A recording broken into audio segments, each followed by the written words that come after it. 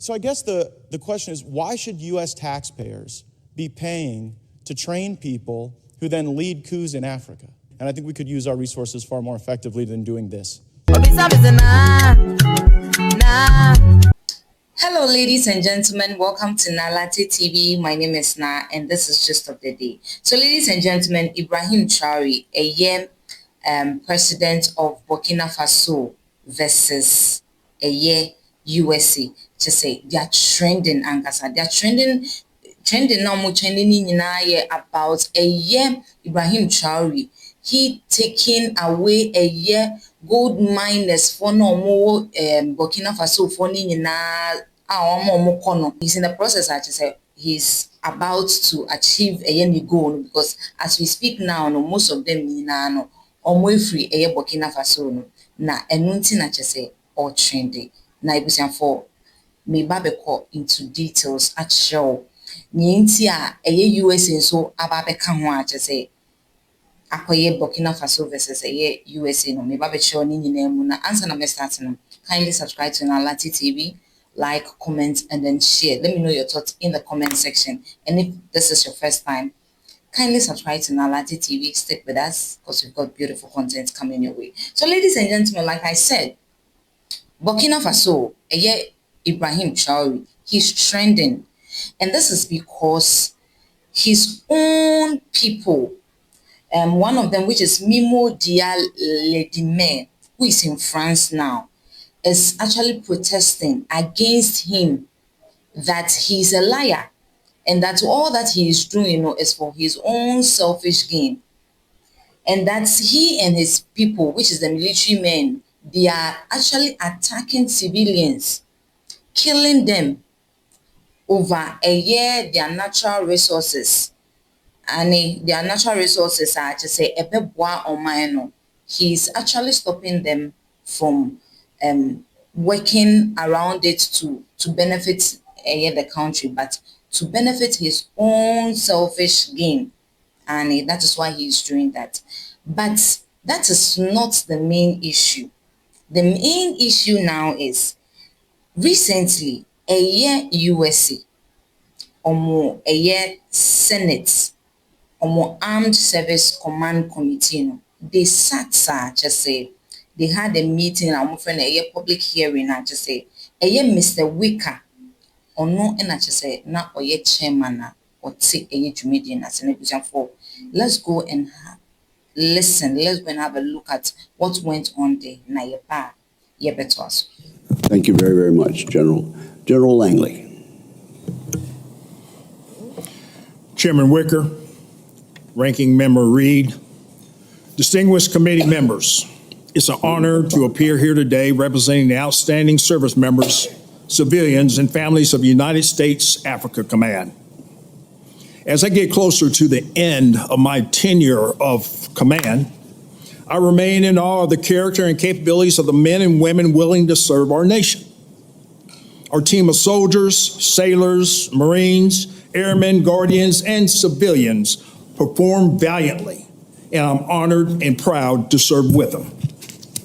Point be known, America remains in good hands.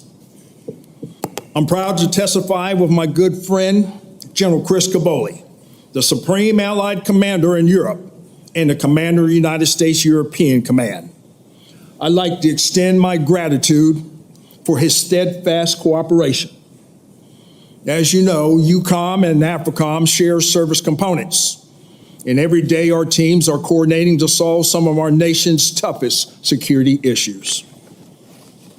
Also joining me today is a key member of the AFRICOM team, my command senior enlisted Sergeant Major Michael Woods, United States Marine Corps. His 32 years of experience provide me with the critical insight needed to understand the operating environment. And he shows our partners what true non-commissioned officer leadership looks like. I'm lucky to serve with him. Now, everything we do at the United States Africa Command has one overarching goal in mind: achieving peace through strength. Now, this requires three things: a clear understanding of national security threats, a robust and dependable network of like-minded allies and partners, and appropriate resourcing to match military requirements. Africa remains a nexus theater from which the United States cannot shift its gaze. It is home to terrorists who take advantage of conditions in Africa to grow and export their ideology.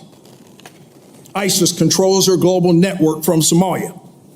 It is where the Chinese Communist Party actively works to change the international rules-based order as a stepping stone to become the global hegemon. And it's where the Russian Federation seizes opportunities created by chaos and instability. Now, to protect our homeland and the United States' interests, we must deter these nations and their malign actors from their goals on the African continent. Many of our security and economic interests overlap with those of our African and European partners. Successful outcomes enabled by burden sharing are beneficial for all.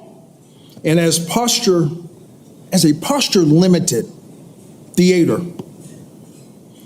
AFRICOM, we establish strength and work towards peace by enhancing the security capabilities of our African partners through a robust system of alliances, exercises, training events, security cooperation, and foreign military sales programs are the backbone of our military activities on the continent. Through these activities, our forces lead by example with a warrior ethos and stand by our partners and enhance trust in the United States military.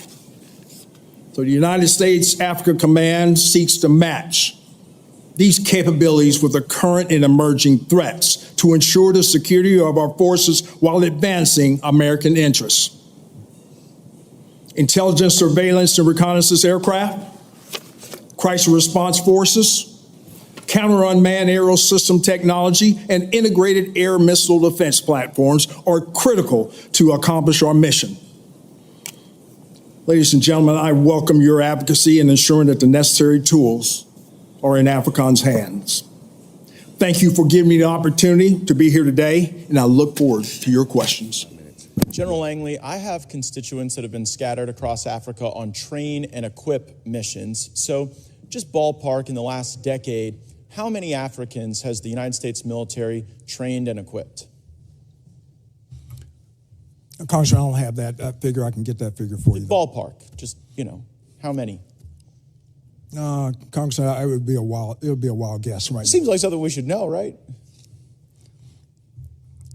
Over the years, we have trained a substantial number, especially in the Gulf of Guinea states, including like more than 10,000? It is more than 10,000. More than 50,000? I'd say we're reaching around 50,000 at least. And what percentage of the people we've trained end up participating in insurrections or coups against their own government? Very small number, Congressman, very small number. So what percentage do you think? I'd say probably less than 1%. But it does happen. The IMET program is in force, and we've pushed a significant number through our schools across the and what data sets do you track to arrive at the conclusion that less than 1% of the roughly 50,000 that we've trained have participated in coups? Because it'd be like about 500, about 1% of 50,000. Congressman, you may have that information. I don't at this time, but I know. Well, I know there are some, right? Like go ahead and throw up that image. This is Colonel Mamadi Doumbouya, and this is a photo of him. Did we train and equip him? In Guinea? By name, I cannot identify that. Well, that guy in the middle with the big red hat, Colonel Mamadi Doumbouya, that's him with a bunch of U.S. service members outside of our embassy. And just months after this photo was taken in 2021, he led a coup in Guinea and threw out the leader. Does that concern you? Congressman, core values is what we start off with in IMA programs. Do we share core values with Colonel Doumbouya? Core values. I will repeat that. Core values. Respect for humanity. Do we share those values with Colonel Doumbouya? Absolutely. In our curriculum. He led a coup. We do. Okay, well, that's a very telling answer. In Burkina Faso, did we share core values with the leader that we trained there who led a coup? It's in our curriculum. We Leading stress coups core are in our values. curriculum? We request civilian-led governance. Wait, hold on. Is leading coups in our curriculum?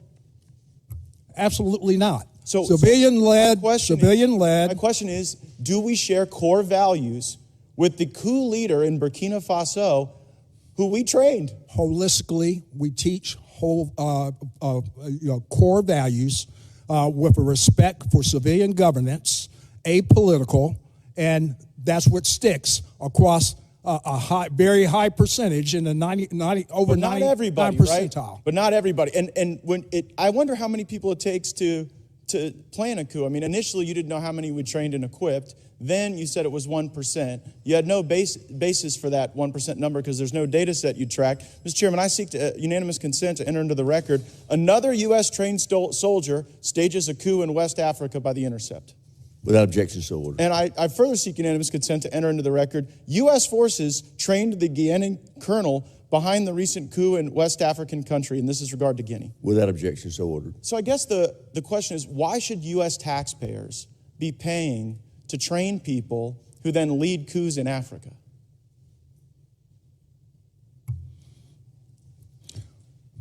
Congressman, our curriculum harvests core values and also to be able to embolden these countries for a representative democracy. But General, that democracy isn't what emerges.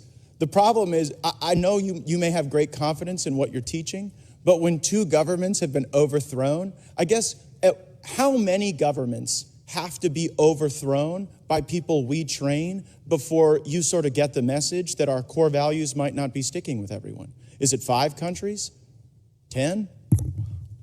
We'll continue with our persistence in assuring but do you think it's that they harbor democratic norms, democratic values. Just a moment ago, you said we shared core values with Colonel Doumbouya. You said that just moments ago in response to my question, and his core value seems to be leading a coup. So I don't think it's stuck. I think we should at least know how many countries we train the coup plotters in. How many is too many? Because clearly 2 is not too many, and I think we could use our resources far more effectively than doing this. Gentleman's time. So, Ibrahim, that was the public hearing, and I would say, a course. So, in that public hearing now, and now we're discussing businesses and operations, I just say, a course of Africa. Now, what to be a friend of African.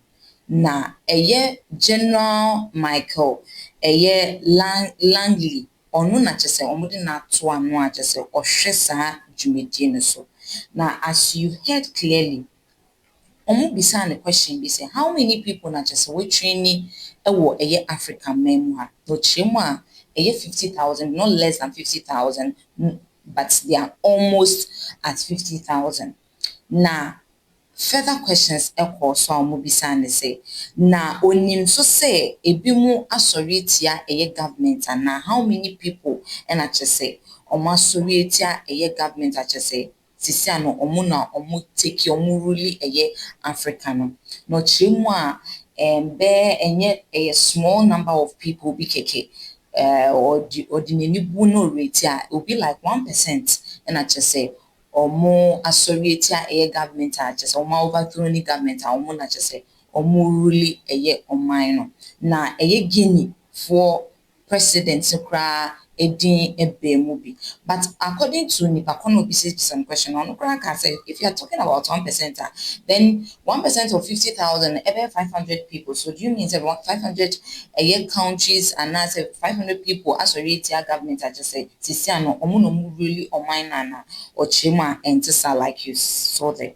But for there's another question popping up concerning China and Russia which China for any Russia operations and that's on businesses on which medium what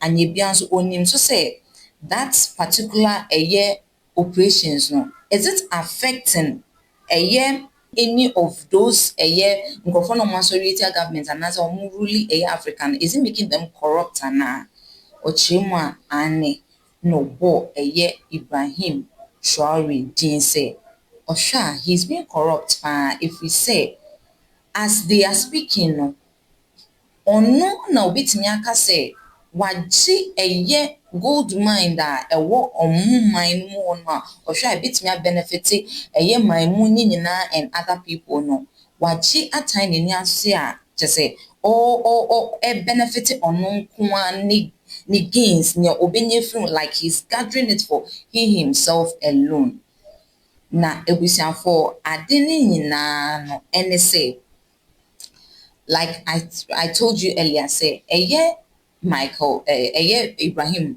Traore, no, he's doing that to say or bois on mine and also share nas say gold miner also mine a bit na because as we speak now no he's working on say a refinery Burkina Faso. Now when a Burkina Faso no mo hwe omote dwumedi call so US man mu they are thinking say US for are trying to attack president no. But aside that no minister of security friend no Mohamedu Sena wa ode statement bi ba apɔnten a ɔkyerɛ mu a nkɔfo bi agye sika a kyɛ sɛ yɛabɔ mo paa sɛ ɔmo mbra na ɔmo mbɛ kɔse chaos wɔ man no mu ne adeade na ɔmo atumi akyɛ bi no mu ne adeade no wei na Burkina base for no so ɔmo nso ɔmo asɔre wɔ ɔman saa ɔman no Burkina Faso hɔ no ma kyɛ sɛ ɔmo yɛ protest dendenden a ɔmo kyerɛ mu a they stand with Ibrahim Traore because ɔmo hwɛ baabi ɔmo gyina na he's helping the country. Na say US for person much say they want to attack him a hard dream. Nti omo protest. Na ebusiafo aha na kyese Ibrahim Traore konsem na medemo AC USA versus Burkina Faso mu chema Ibrahim Traore US for asuma General Michael Langley say ombra number attack any other people even there was a twisted conversation of course yama ni personal bodyguard no $5 million I just say omudiama say ombra number attack Ibrahim Traore ni ade ni na it was for let me know your thoughts in the comment section. But as it stands no, this is the story behind Ibrahim Traore. I just say all trendy over social media. Me hu Reggie Rockstone I just say ono crowd see he stands with him ding me chimo any day or who see event be Rockstone's office on my baby or ton watching one I just say or say or the tiny cheating ding. This is the story behind Ibrahim Traore. It was for Ahana just say, Medi Jumedi, minimum AC. Yamina, not Medi Jumedi, a bro. Can you subscribe to Nalati TV, like, comment, and then share? Nebusia for tell someone about Nalati TV, watch other videos on Nalati TV. Nada sene, essential. Bye bye.